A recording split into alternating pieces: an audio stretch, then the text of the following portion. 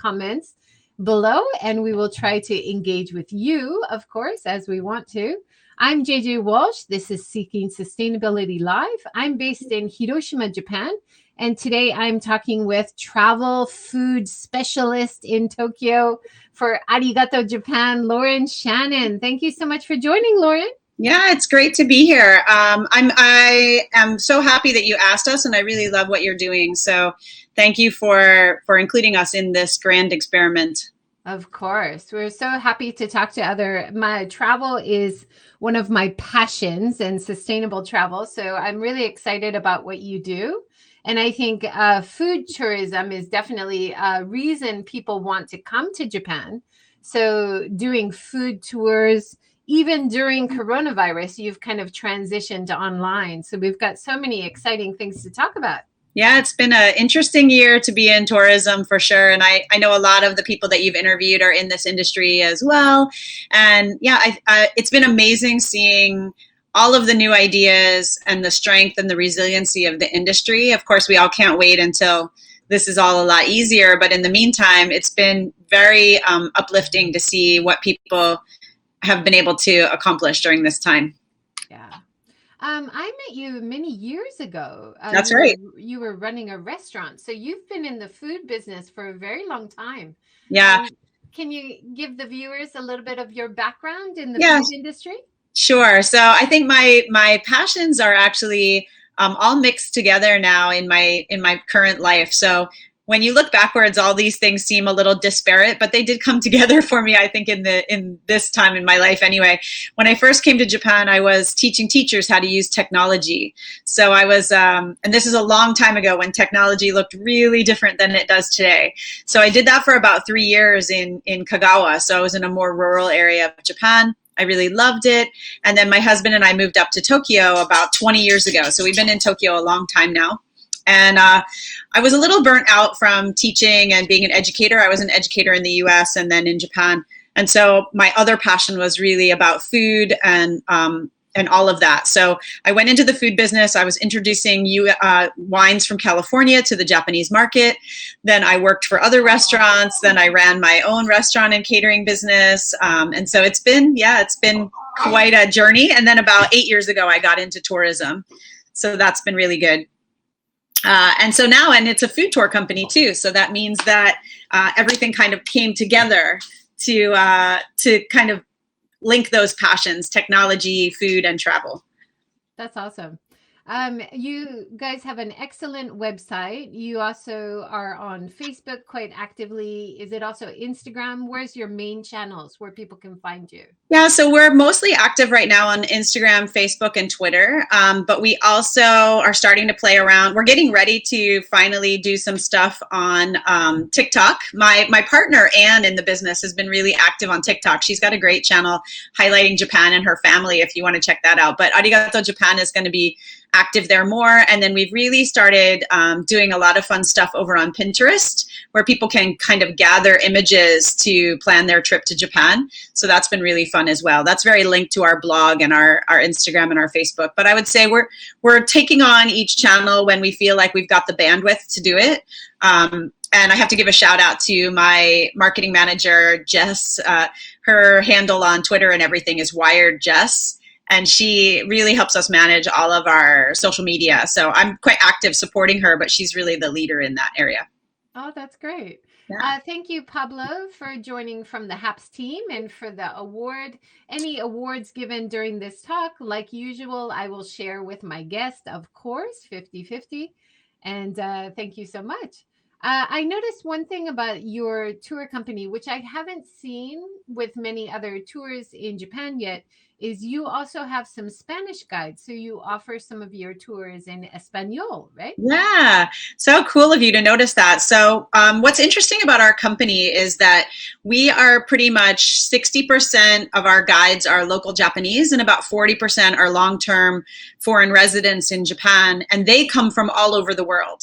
So we've created this really international mix of people. We have about 70 freelance guides that work with us, and a few of them work with us full-time in other capacities.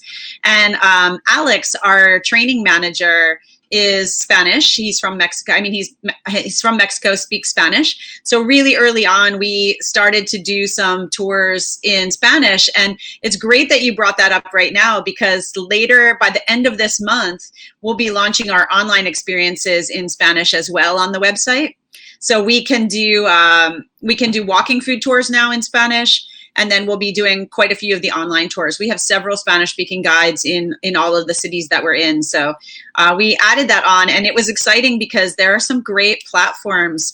You know, everybody's familiar with TripAdvisor and places like that, and they offer multilingual. But nowadays, there's travel platforms selling tours specifically for the Spanish-speaking market. So we work with a lot of those kinds of partners, and we're excited that hopefully after COVID, that will be another really great group of guests that come and visit us. We love meeting people from all over the world. So yeah, we're doing it in Spanish now. We'd love to work in Italian and French as well. We have one Italian guide, but she just spent the last year in Europe, actually. So she'll be back in June, so we can start to do some tours in Italian as well.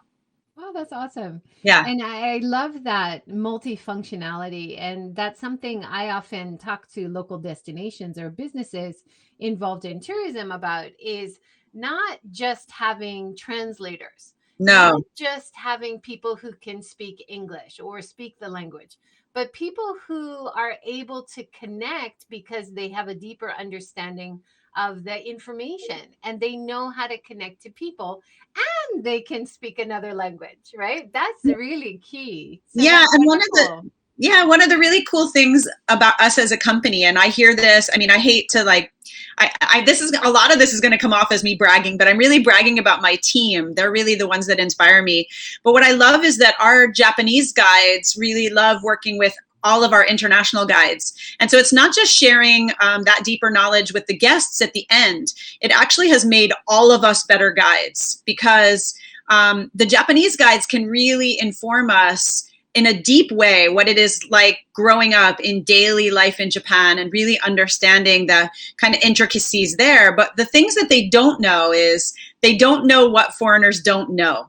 Right. So they may not explain something that seems super obvious to them, but it's incredibly interesting to visitors. And so our international travelers can kind of be that bridge between local Japanese guides and local Japanese businesses and foreigners coming in, because we remember what we didn't understand. Right. So we can ask all of those questions that don't necessarily occur to just a Japanese run tourism company or tour guide. And what has been super gratifying to me is that our Japanese guides talk about how much they love that. Like, they love being in this international environment, and we love learning from them. They have taught me so much. Even after living here for 20 years, I'm always learning something new from all of our guides. Yeah, awesome. And I've done some training with Japanese guides about how to connect more with inbound tourists. And I know that you're doing that too. One of the things that I always try to encourage them to do is think less like an expert and listen more, and try to make your tour case by case depending on your group. And I was listening to your podcast with Tourpreneur show, and you were talking a little bit about that. And I think that that's a real, and I think even abroad too, not just Japan, but the typical trained tour guide is trained to say so much information. Yeah, it's crazy. That the user or the visitor usually cannot take in. No. And is it something that they really want to know about, right? So in that way, Yeah. not only the international residents who have that ability to bridge, but hopefully we can also train the local Japanese guides how to become bridges in terms of engaging, not just telling, right? Yeah, I think everybody in our industry needs to think about that more. It's like, you have a lot of great information that you want to share, and that gives a depth of knowledge. But, you know, the world has access on the internet now to a lot of all of the surface facts and data. And when people travel, when Japanese people travel overseas as well, I mean, one of the things that you're looking for is what do locals do? What are the local stories? What is daily life like? I'm traveling to this new place, not just to find out, historical information or expertise, but I want to connect with the world. And that's what we train the most on. We did a really great webinar on storytelling, and also, even more importantly, on sharing history. It was called Sharing History with a Human Touch. And it was all about reminding guides, international guides, Japanese guides, we all need to remember that history is about people. And the way to make history engaging is to focus on the people that are a part of that story, right? So I think that is really something that we all can remember on our tours. And like you said, being a great guide is at least 50% listening, right? So listening to what your guests are interested in. We asked a question to our Japanese guides once. Actually, we asked all our guides, what's the most interesting question that you get on the tour? What's the most frequent question or interesting question that you get from your guests? And a really lovely Japanese guide we work with named Chie down in Osaka and Kyoto, she said to me, and this was a great reminder, she said, it always depends on mostly what the guest's profession is. So she said, if I have a doctor on the tour, they want to know a lot about the healthcare system in Japan. And if I have a teacher, they want to know about schools. And if I have a student, they want to know what it's like to be in university here. And so I think that speaks to what you're saying about tailoring your experiences and listening to the people that you're engaging with, meeting them where they are and where their interest is. Yeah, absolutely. And another thing I really love about all the tour options that you're offering is it's possible, and I think a lot of visitors to Japan don't realize this, but a lot of these options are possible anywhere in Japan. Yeah. So for me, the whole future of tourism is about spreading people out. How Right. can we get people outside the most popular places to really enjoy Japan in the rural areas, in the smaller cities, and have these amazing experiences? But you can pretty much have these experiences everywhere. Yeah, and to add on to that, so we've been doing a lot of work reaching out into other prefectures and trying to kind of, I think COVID has given everybody a good time to think about really finally getting people off of that golden route, only going to Tokyo, Kyoto, Osaka, maybe making it down to you guys in Hiroshima. But I would add to that even in those bigger urban areas, where you're going to maybe, when you come to Japan the first time, of course you want to see Kyoto. But, I was talking to another tourism professional that runs the destination management company, Kyoto by the Sea. And it's all the regional area around the city, which nobody goes to, which is super fascinating. Or down where you are in Hiroshima, we created a food tour down there with locals in Hiroshima. And we did it because a lot of people go down, they see the Peace Dome and they go to Miyajima Island, but they don't realize that there's this vibrant food scene and all of these little neighborhoods all around downtown Hiroshima with great local businesses that I don't think visitors get exposed to. And so even in your own city, you can seek out the smaller places and have these really authentic experiences that you can do anywhere, like you said. Yeah. And I mean, we know that in Hiroshima, my husband and I have been doing a regional website for many, many years. And that's the reason we started it, is to get people to choose places that aren't the typical places. Maybe there's an event going on, so check out Get Hiroshima. Maybe there's a special food festival outside, sake festival. These are things that usually in the guides or non-local people don't really know about, or even international residents don't often know about, right? So exactly. We use our local connections. So yeah, we love your site. We used it a lot for our own research, and we've come down to work with our guides down there many times because we always build kind of from the bottom up. And so we asked our guides, but we also really used your resources as a reference. And just a big shout out to Hiroshima prefecture, the city, the area around there. There's a lot of super innovative stuff happening down there. We just were talking yesterday, so I'm hoping I'm not jinxing this, but I have to tell you because I think you'll be excited about this, JJ. But we're talking to a small town in Hiroshima that may do a online experience with us. So we connected yesterday with Jiseki Kogen, and they're like way up in the highlands, but they're really forward thinking about wanting to let inbound guests know about them. And so this is what's really exciting to me, is I think this combination now of online learning and online travel with preparing for the future of more normal travel, that gives us this opportunity, because if people get to know these smaller places before they come to Japan through an online experience, then they can add it into their itinerary before they get here, and they can dream of going to these really authentic, wonderful spots. And I think the mistake that's been made in Japan a lot in the past is that, you know, a lot of those smaller towns have created tourism materials, but they're like brochures or websites without a connection to a more global audience. And it's too late. Like, so many people get to Japan and then they see these beautiful pamphlets and beautiful ads in Japan, but by then their plan is already really set. They've already got their hotels and all that stuff. And so it's a little too late to reach them. And what I'm so excited about with online travel is we can make these deeper connections, and we do all of our tours live with our guides as a host. So people can ask questions, they can feel connected, and so they can feel more courageous to go off the beaten path, because they feel like they've made some friends here before they arrive. Yeah, that's great.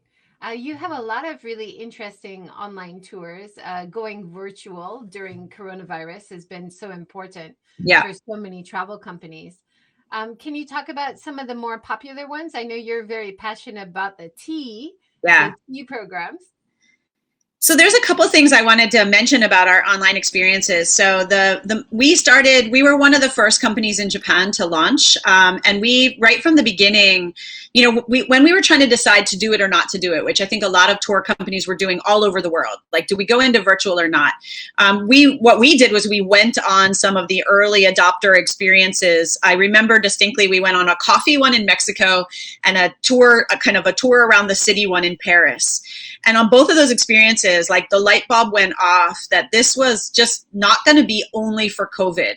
This was really a way to connect, like I was saying, and use this for people who can't travel in the normal way. So it's great for accessibility issues, but also to plan your trip before you can go. And so when we were on the Paris one, there was like 6 of us on this tour.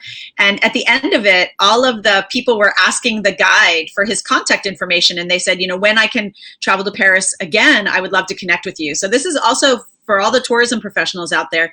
You don't make a lot of money on these experiences, but it's a really great lead generator. It's like one of the best marketing tools that we have in our toolkit right now. And we feel like we're getting really loyal guests. So a lot of our people that go on our online experience, they choose one that they're like immediately interested in, but then they end up taking many more.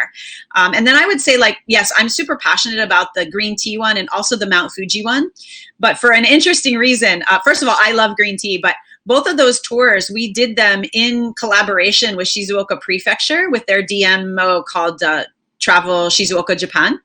And so having that local connection as we built the tour, and they're always sending us stuff to update it. And so that one was really fun, because we could really go outside of what we already know and really connect with locals in those areas to make the best possible experience. And we really believe the experiences should be highly interactive. On the tea one, I actually brew tea with the guests that are on the experience. It's just really, really a wonderful way to connect. And we surveyed guests for both of those experiences. And it was great seeing that like 70 to 80% of the people surveyed said that because of the online experience, they were now planning that when they come to Japan, they want to go and spend more time in that area. Because, you know, the Mount Fuji area on the Shizuoka side, it's often like a flyby on the Shinkansen. And people, if they're not climbing the mountain, they don't realize all the wonderful things to do there. And so it was really gratifying to hear people say, like, we even asked them, like, now that you've had the experience, how many days would you allocate in your itinerary to go there? And a lot of people said 2 or 3 days, which is a huge difference for that area, because a lot of people don't spend much time there if they stop over at all. Yeah, no, it's a great way to introduce like pre-travel experiences, and then people might want to follow up in the future once we can travel again with real travel experiences. And then, like Louise Poppy mentioned, I talked to her the other day. She is a online travel guide in Auckland, New Zealand. And she also has visited Japan. So we talked about both her experiences that she offers online through HAPS and other online platforms in New Zealand, but also about her trip in Japan, and talked a little bit about what she did when she brought groups or herself traveling over here. And it's really interesting to hear that the outside tour guide's perspective of not only their area, and then we think, oh, we can do that too in Japan. Oh, what a good idea. Yeah, And exactly. then also her view of when she came to Japan. So that was really interesting. Our But green tea a tours. lot of people complain about the technology side of it, right? Yeah. That it's so difficult to start offering these things online. You guys found any technical issues, or were you able to transition okay? So first I want to just jump back. One last thing about the green tea tour is, and this is just a shout out again because my team is so amazing. That tour was actually picked up as one of the top 15 online experiences in the world. And it was written about in Forbes magazine. And what we were really proud of is that we were listed along with big experience providers like Airbnb and people like that. So that's a real feather in our cap, and we're really excited about it. And it brought a lot of benefit to Shizuoka Prefecture as well. So we're hoping a lot of other municipalities, prefectures, towns around Japan will work with us to create new experiences. We are 100% ready. We've built a system where we can work with the local community to build an online experience and in about 6 weeks and run it for a year. So that's kind of the package that we're promoting. And then to go on to your like tech questions, what I would say is, and this is kind of controversial, a lot of tour operators want to do the like live walk around tours. And I think those can work if you're very tech savvy, but they're a little bit dangerous. And so I would say that the best thing to do when you're designing your online experience is, so in Japan, we've got great bandwidth, right? So we have really stable internet in Japan, but that's not true everywhere.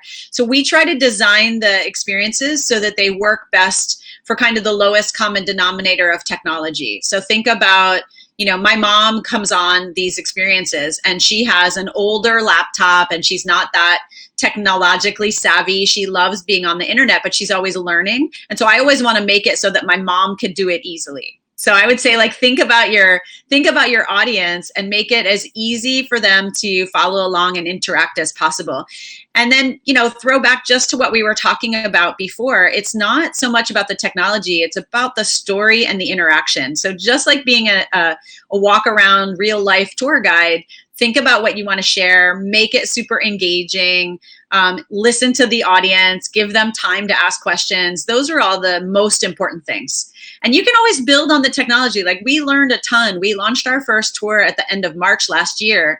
And they're very different than they are now. And that's one of the great things about online experiences is you can always update them and add to them. So we're always finding new things. We have a tour in downtown. It's like Shinjuku and Shibuya. We have an online experience introducing those two neighborhoods. And so, of course, in the Shinjuku part, we talk a little bit about Godzilla.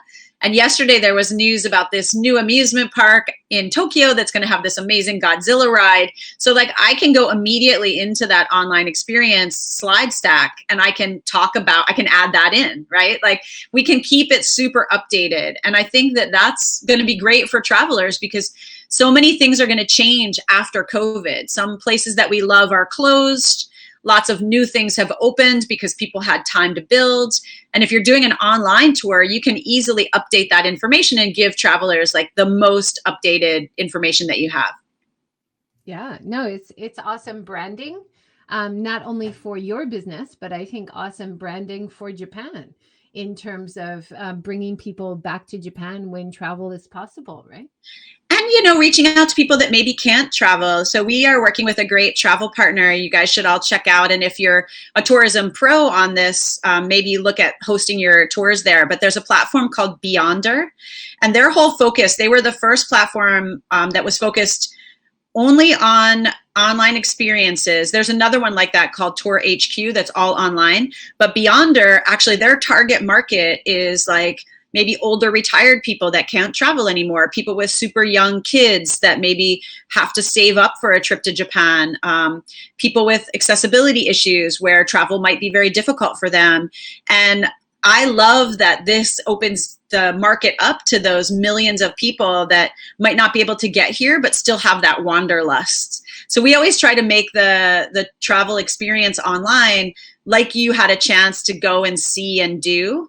Of course, we want to inspire people to come here in the future, but we want to make it possible for people to feel like they traveled here online as well. Yeah. Well, that might actually be the future of travel. We don't really know until at least the end of the year how things are happening with the vaccines and whether travel is going to be immediately possible. We still have a lot of international students or people who can't come back to Japan for work yet. Yeah. So we don't know if inbound travel is going to really be possible until at least next summer, to be honest.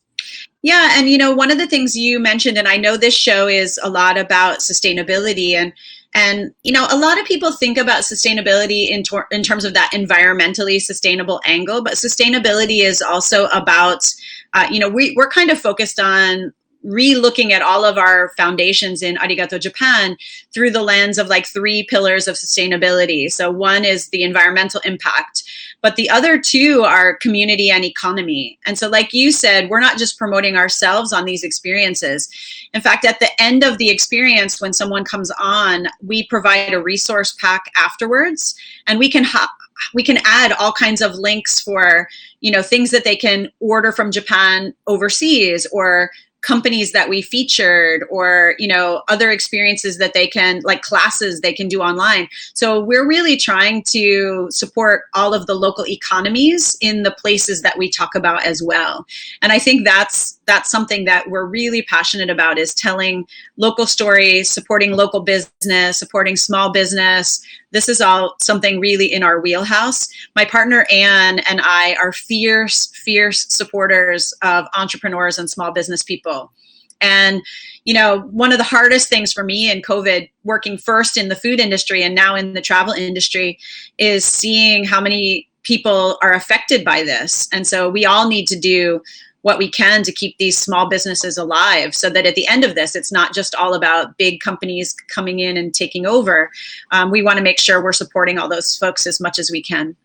Absolutely. And you're providing a much higher quality experience by bringing in more local people into the engagement. You're not only the tour guide who's doing all the translation, you're engaging with the customer, you're asking the local business people questions, you're Yeah. giving them a chance to engage with each other as well, which Yeah. is so important in this future of tourism, I believe, or online tourism. It's awesome. Yeah, it's also just way more fun. I have to say, on our side, the whole idea, we always say that we're like story collectors and story thieves, and I get the best stories just going out and talking to people, getting them involved in creating the online experience. I was blown away, like to go back to Jiseki Kogen in Hiroshima, like they have an international boarding school, like for elementary school kids, like up in the mountains, in Hiroshima Prefecture. Like, who would have known that? And I'm so curious to find out more about their story. They also have the only tower, I think, in the world, maybe, but certainly in Japan, that was designed just for launching paper airplanes. Like, that is so cool to me. Like, I get super geeked out about stuff like that. So I'm totally excited to talk with the locals, get the story behind that. Why was it built? Who built it? Whose idea was it? And then tell the world about that, because that's super cool, And that's one of the things in Japan is there's all these people, like you said, that a lot of guides have to be careful not to just be experts. But, in Japan, we're also so good. It's such a nation of specialists that what we can do as tour guides and tourism professionals is get in touch with those experts and then tell their story in a really human way, right? So, like, that's kind of the goal, is really like capitalizing on the fact that Japan has an expert in everything you could imagine, right? Like, and then finding those stories and expressing them in the world. I think people just don't even understand the depth of the experience here that you can have. Absolutely. Well, that's why I wanted to start my own business. And Right? maybe that's where your passion came from to start this business too. I wanted to highlight all the amazing people that aren't getting the light shined on them, Yeah. that are doing such amazing work for culture or tradition or sustainability, or food or whatever, and just they're in their lane. They're so focused, doing such an amazing job, and they need a little bit of attention. Let me give a shout out to some of the great comments. Mandy says, I agree that virtual tours have longevity and even allow us to do more thematic tours, highlighting things you couldn't link together on a regular walk. Yep. That's so true. Thanks, Mandy. Lisa says, great idea to participate in virtual tours before you visit a new place. We always appreciate the smaller local restaurants or businesses when we travel. It is easy to find the tourist traps, which are expensive and doesn't always reflect the local tradition. That's really good point. Thank you. Allison Miyake from Facebook as well says, I've seen the paper airplane tower on TV. There is a guy there who tried to build the world's biggest paper airplane and then launched it from there on TV. Awesome. I have to meet that guy. I want to tell his story to inbound travelers. That's awesome. That's awesome. I want to give a little credit to, you've got a great Arigato YouTube channel as well with some really interesting videos. Some of your videos, for example, on YouTube for free and just part of your great branding, I think. You're teaching people how to make miso online, which I thought was really fun. Yeah, two of our guides went to a homestay experience and did a miso class, and we wanted to share that. Our YouTube is still, I would have to say, we're still babies at YouTube. We don't have a huge presence there yet, but it's something we're definitely super interested in. And we always try to capitalize on all the superpowers of our various guides. And we have 2 guides now that are really good video editors. So keep an eye on the YouTube because we'll hopefully be able to do some more things there. I wanted to jump back real quick to something you were saying about the specialists and our outreach. The other thing I think we have a challenge in as tourism professionals in Japan that might be unique. I think there's probably other places in the world, but certainly I see it more in Japan, especially in reflection against my own culture in the US, is there's all these amazing people and families that have been doing things for literally hundreds and hundreds of years. And you would never know if you don't ask them. And because of the language barrier, it's quite hard to ask. So for example, we're doing a new walking food tour in Yoshiwara, which is a small neighborhood on the Tokaido Road in the middle of Fuji City. And this community, this Shotengai, has 400 years of history, really amazing. And we walked into this housewares shop when we were doing the research to build the food tour. We walked into this houseware shop called Naito. And the reason we went there is our local connection there was saying, like, this guy that runs this shop, it's in the whatever 10th generation or something like that. I'm not exactly sure of all my facts, but it's been here many, many years. And he is kind of head of the Shotengai Association. So we went in and I asked them how old the shop was. And they started talking to me and they dug behind the cash register and they pulled out this like plastic covered old photo of the shop from like 300 years ago. And it was a fascinating photo. And then they showed early wrapping paper from the 1940s and 50s that they used to use with an older logo. So they started digging out all this stuff.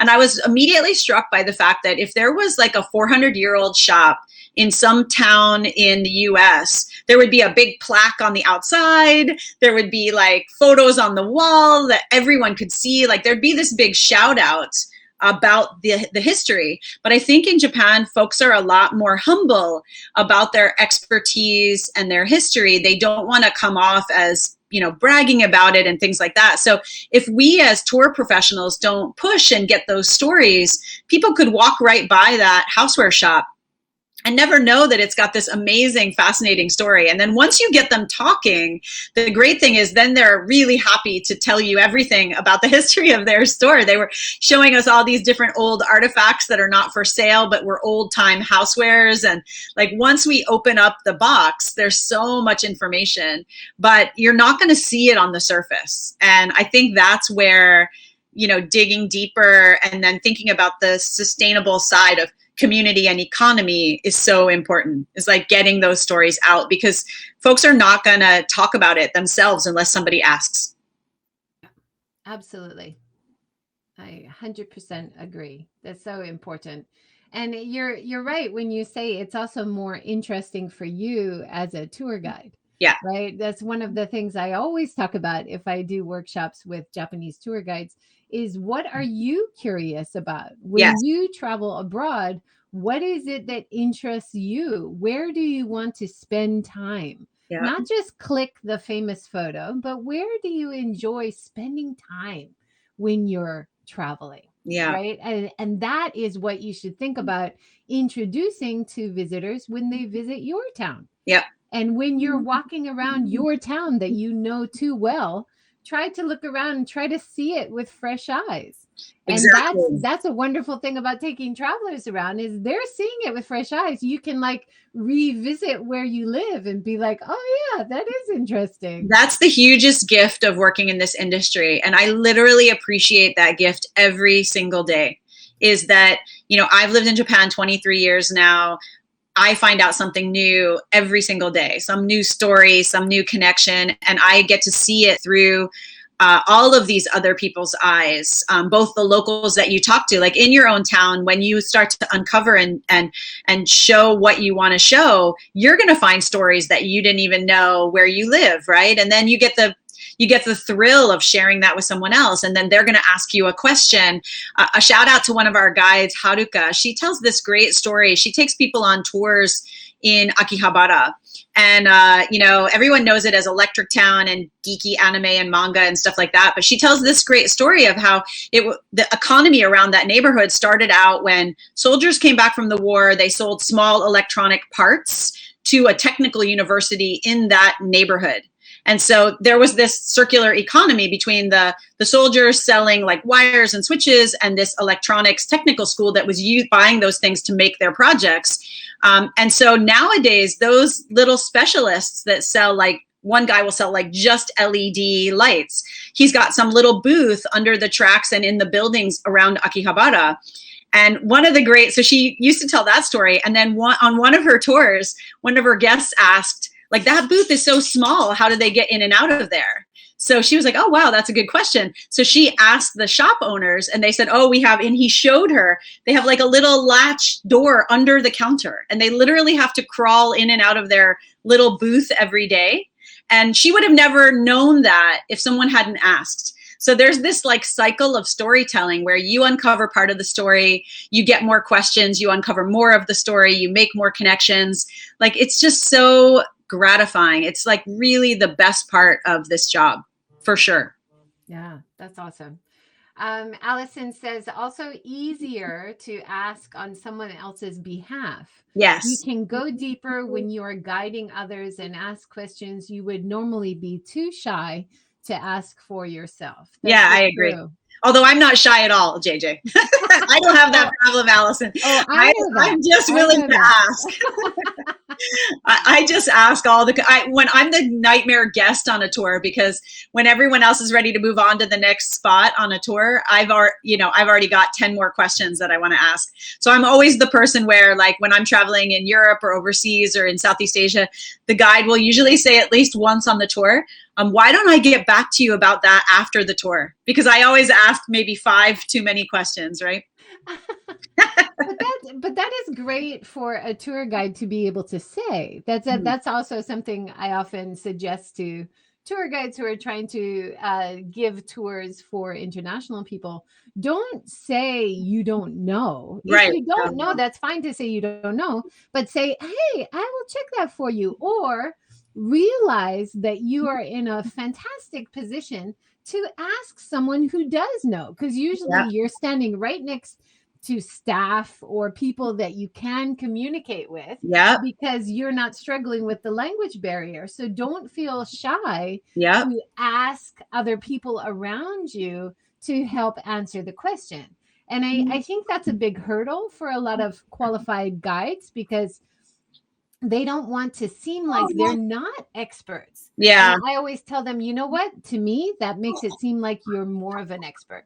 Yeah, I agree. You can transcend things you don't know instead of saying, I don't know, let's move on. Right. And I've rarely run into the case where someone that I was asking the question to wasn't super like excited to share, like so gratified that someone asked. Like we worry about like bothering them or taking too much of their time, but people want to share and they might not know how to share that story. And I'm sure when Haruka asked that guy, like, how do you get in and out of your box? I think he probably felt like it was pretty fun to share that information, right? Like that somebody noticed and asked the question and cared about like how he runs his business. That's fun. And I've rarely, every once in a while you run into somebody who's a little grouchy or too busy or having a bad day. And that's just how it is. And I just don't take it personally. If they don't want to answer the question or they're not feeling like engaging, it's okay. But I would say in 100 times that happens maybe once, right? Like I think it's not really a risk. Yeah, that's awesome. Can you tell us about some of the tours? Because I was looking on the website, you guys have such a wide range of tours. Yeah. Can you tell us ones you're particularly passionate about or ones that are popular? Give us a little run through. Well, first of all, I have to make a little joke here. So my husband is our IT guy. It's a very family-run business. Anne and her husband, me and my husband, we all kind of keep everything running. And he always, as the IT guy who helps us put up all these tours, he's always like, you have too many tours. But I don't think there's any such thing. I think we are always excited to add new things.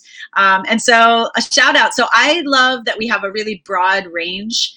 And I should explain to all of the viewers that might not have caught this from the beginning. Our specialty is culinary tourism. So we believe that the quickest, most compelling way to connect with culture is sometimes through the food. So we don't just, introduce guests to different kinds of food, but we use it as a gateway to talk about all kinds of cultural elements in Japan. I would say Japan is fairly obsessed with food. And so a lot of things that we do see and eat are directly related to a much longer history, a much longer story. So that's kind of the focus of what we do. And then I would say, like, for first timers in Japan, our All-Star Tour in Tokyo is a super great one. It's really good if it's your first visit. I personally like some of the deeper, more hidden ones. In Kyoto, we love taking people to Uji. As you know, I'm a green tea fan, so I love going to the oldest tea growing and matcha growing area in Japan around Kyoto. I love in Hiroshima where you are, I love our tour in Saijo. I think a lot of people don't know that just within a very 20-minute train ride from downtown Hiroshima, there's this amazing town that has, I think 9 sake breweries very close together, 7 of them all within a 2-kilometer walk. And they all have tasting rooms. They're all super amazing. The sake there is really, really good. So I love that one because I think most inbound people would never know about it. They would miss it. Can I just add that quite often they are closed? So this is another reason why you want to hire a guide, because they're going to make sure that you're going to go somewhere that's open. They're going to set it up in advance, right? Yeah, absolutely. And they also, the guides will know. So we keep that tour really flexible. We don't visit every single brewery, but because there's so many, luckily they don't all have their closed day on the same day. So there's always something fun to do in Saijo.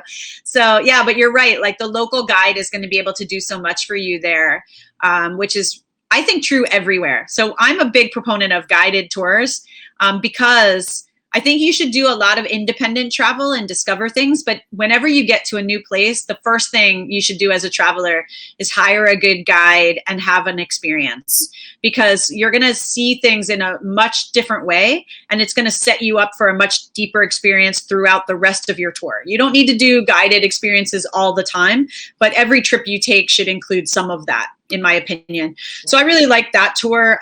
We launched 2 new cities. So we've got that new tour in Yoshiwara, which is amazing. It's such a small area, but it's so much fun. And that one's all about local personalities. There's such a great collection of people there to share their stories that I really love it. And we took on a big challenge. We launched 2 new tours in Gotemba, also in the Mount Fuji Shizuoka area.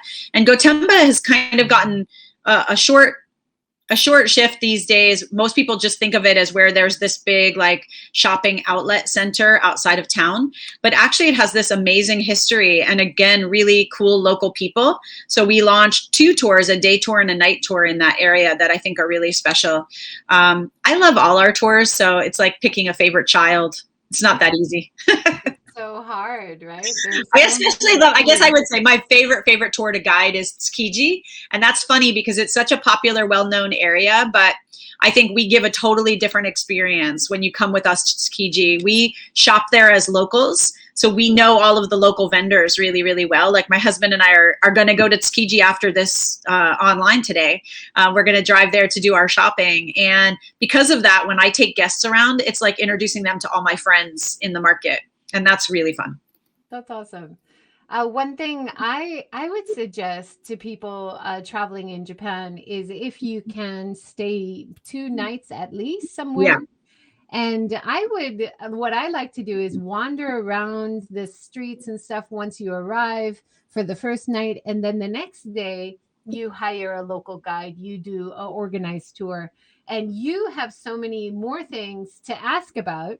Yep. Because you've already kind of seen it a little bit and you're really excited about the tour because you have so many questions or so much insight that you feel like you've missed Right. by just walking around on your own. So Yeah. that makes you value, I think, the guided tour more.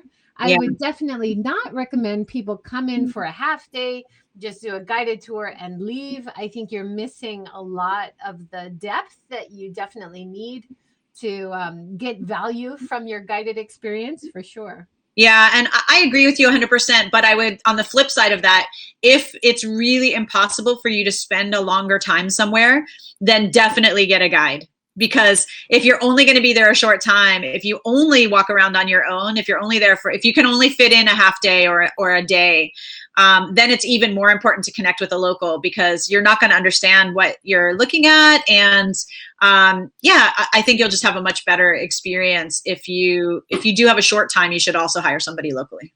No, I agree. And then maybe you can come back in the future. I was just kind of against the idea of just going a half day anywhere and then Me coming too. back on the Me train. too. I hate that That's kind of my travel. least favorite. And Yeah, please don't do that. I 100% agree. I 100% agree. It's like fit it in when you can fit it in and be real about it because, you know, if you're rushing to, you're going to be stressed. You're not going to really have kind of an open heart and an open mind.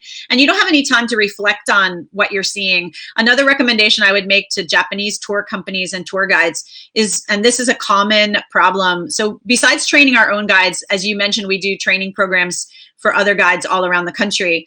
And when they're creating a new product, we always remind them not to overpack the day because people need time to absorb what you're showing them and ask questions. They need to rest. They may not be as used to the weather or the walking or whatever. And so you don't want to be like jamming everything in. Of course, you have so much you want to share. And I know that's always the tension is like, I want to show them everything, but you can't do that. And so you have to kind of build in some time. On our walking food tours, we have 4 or 5 food stops on every tour. And at least one stop is a sit down time where because some of the tours, you know, you're doing walking street food bites or a really short quick stop, but there's always one stop where we spend a little more time. We sit down around a table together, and that's always where the most interesting questions come out, where people can relax and reflect on what they've tried so far. You can get to know them better. They can get to know you better. And so building that in has value. I think a lot of times Japanese small businesses, when they create a tourism company, they think that the value is only showing the guest as much as they can fit in to a certain amount of time. But that is a real disservice because they, again, remember that guests are coming because they want a local experience. They want to connect with local people. They want to understand what they're seeing. And all of that takes a little bit more reflection, a little bit more relaxation, a little bit more time. And so, you know, I've been on so many monitor tours around the country when a prefecture wants to do a new program, they will bring us. And one of my most common pieces of advice is you're trying to do too much in a certain amount of time. It's like you have these amazing experiences, but when you crush them all together, nobody has time to like absorb what you're showing them. Yeah.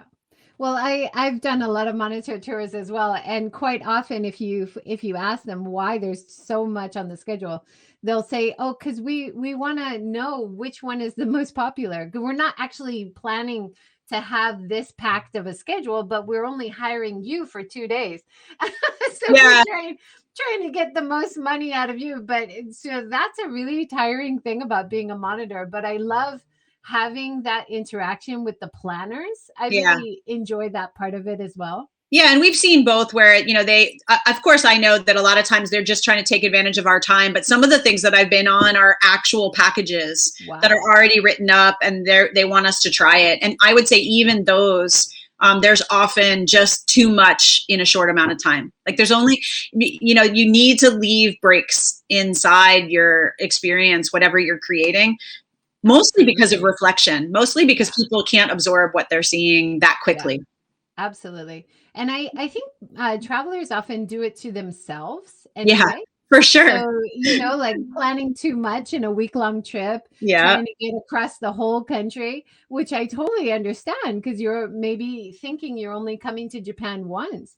Yeah. But the most happy visitors that I've met are ones either on a repeat visit just to one area, spending more time taking it slow, or people who spend a month. I'm so impressed by European travelers who come to Japan for a month. Yeah, it's amazing. That's how I want to travel, man. Yeah. This is so funny because I've been on both sides of that coin. When I was younger, I felt like I needed a checklist and to do everything and treat every trip like I was never coming back. And my husband has always been a lot more laid back, and he wants always to have time to sit in a local cafe or a small restaurant after some meaningful experience and be able to reflect on what just happened and talk about it and, have some kind of time. And so over time, I've adapted more to him. But this is so common. Like this is a shout out to my partner, Anne. She's one of those travelers. She wants to take advantage of every waking moment that she is traveling. And so she really wants that super packed schedule. And so I think, but she understands, it's funny, as an owner, she gives the same advice to our guides, and we created the tours so that there's that rest time. But if she had her opportunity, it would be jam packed, like for sure. And her husband's more like my husband. He's like, I want to rest in between. So there's always this like tension in travelers. And I think it's great advice to travelers too. Don't overpack your schedule. You're going to have, like you mentioned at the top of this, you can have these really authentic experiences all across Japan. And so you don't need to go everywhere. Pick a few key places, maybe someplace famous, someplace not so famous, and then spend some time and do lots of things, but in one location, so that you're not losing a lot of time trying to travel everywhere, Yeah. And I should backtrack a little bit when I say you can do almost everything everywhere. So sometimes we'll have travelers who come to Hiroshima and they'll say, where can I see geisha? Right. Where can I see ninjas? Right. And you're like, no, actually, we can't do that here. We can do a lot of things. We can make noodles. We can have, deep culinary experiences. We can take you to historical and culturally rich places that you can find in other areas. But certainly there are certain unique things you cannot see everywhere. Well, that's what's so exciting about Japan. What I took to mean when you said that at the top is like the connections you can make, seeing tradition. Like if you talk in broad brushstrokes, having local regional food, seeing tradition, doing things in nature. If you look at the broad strokes, you can do that everywhere. But what's so exciting about Japan is this celebration of regionality and seasonality. And we're really super focused on that because we're a culinary food tour company. In Japan, every region has the things that they're super proud of, both in cuisine and, seasonal experiences and festivals. And so really, definitely, that's one of the exciting things about getting off the beaten track is every place you go is going to have something to share that's so unique to that place. And I really love that. So in the broad brushstrokes, we're all connected. But in those individual things, you guys have this great location along the Seto Inland Sea. And there's so many things related to Hiroshima based on that location that are super exciting. And then up in Tokyo, we've got this broad Kanto plain, and there's so much history that goes back to the Edo era and so many places that you can see reflections of that time that are very unique to this city. Yeah. And what I love about, most people do fly into Tokyo or Osaka, But one great thing to remember is how easy it is to get out from Yeah. the cities into amazing Tohoku from Tokyo, or Yeah. amazing rural areas from Osaka. It's really not hard. So definitely Yeah, do some even for me research being here before so you come. long, I spent so many years in Tokyo, and then I went and I was in Kagawa. So I was really comfortable doing the lower part of Honshu down into, the top of Kyushu into Shikoku, but I never really explored Tohoku much until recently. And, some of your other guests like Derek and Jessica, people that we've met on in our own monitor tours up there, but also you've introduced them on your show. There's so much to offer up there. And I can't wait to go back. I've been to Fukushima now, and I'm hoping to go back again once travel is a little bit more okay. I was supposed to be on a monitor tour there next week, but it's been postponed. But we've been to Yamagata, we've been to Fukushima. I want to go to Ibaraki and Saitama, and I really want to, and Sendai. I really want to get out and see more of the area above Tokyo. Yeah, awesome. Now we have 5 more minutes. Is there anything up and coming that you're kind of passionate about? You want to talk about? Yes. So I'm so excited. One of the things I was super excited when you asked me is this timing is perfect for us. You're going to be the first place that we announce this publicly, but there's a great online site called Matcha that maybe many of your listeners might already know about. If you don't know about it, you should check them out. They're a really good content producer online. They produce content in like 5 languages, and they talk a lot about culture and travel in Japan. And late last year, like in the fall of last year, they launched the first ever crowdfunding platform in Japan that is focused on tourism and can raise money both locally and overseas. So most of the platforms can do one or the other and are not focused specifically on travel, but this one is. And the platform is called Japan Tomorrow. And it is beautiful, and there's great projects there. And so we've been trying to decide.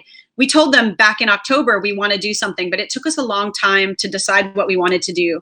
And I'm super excited to announce this here because of your passion for sustainability. So we thought, like, how can we do something exciting on this platform that we've always wanted to do? And I think Mandy, one of the people watching today, was a real inspiration for this. As food tour professionals, we have an environmental impact with our guests that we've struggled with. So, a lot of our food tour stops use throwaway chopsticks, or we need to get plastic water bottles for people to drink from if they don't have a reusable bottle. And there's just ways that we wanted to reduce our environmental impact, but in a sustainable way that also includes our passion for the economy and community. So our crowdfunding campaign, which is going to launch hopefully by the end of this month, and we hope everyone will show up and support us, is we're going to create, I think, the first ever very high quality travel eco-sustainability kit that's going to have, a handmade hand towel, handmade chopsticks. We're going to work with the reusable and refillable water bottle app, My Mizu. I think you've had Robin on before. We're going to create a special water bottle. This is going to be in a beautiful kit that we will give our travelers when they come on the tour. So we're first going to raise enough funds to research, build the kit, and then have at least the first few hundred that we're going to be able to give away for free. And then this will be something that people can also purchase in the future. But the thing that's really exciting about it is every element of the kit is going to come from a local craftsman or small business that has a story. And we're going to tell all of those stories. And even that piece I'm excited about. We were like, how do we tell the story in the kit without printing some book or brochure?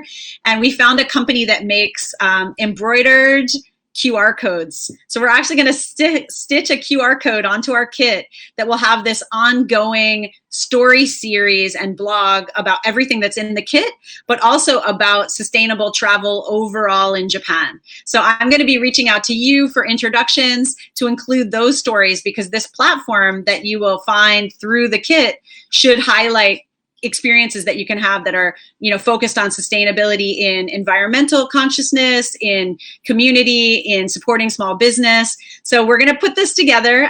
We're hoping to set a pretty high goal, and we're going to be brave and do it all or nothing. So there's 2 ways you can crowdfund: either keep it all or nothing.